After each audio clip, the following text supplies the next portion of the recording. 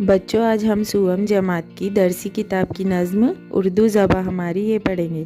कैसी है प्यारी प्यारी उर्दू ज़बा हमारी, फूलों के जैसे क्यारी उर्दू ज़बा हमारी।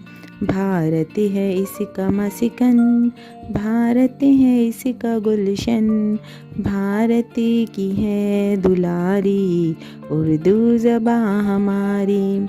हिंदू बोलते हैं, मुस्लिम भी बोलते हैं, लगती है सबको प्यारी उर्दू ज़बा हमारी।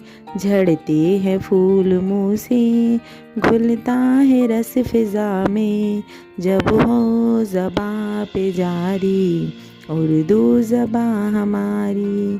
फूले फले हमेशा सारे जहाँ में या रब, हो हर ज़बा पे जारी उर्दू ज़बा हमारी।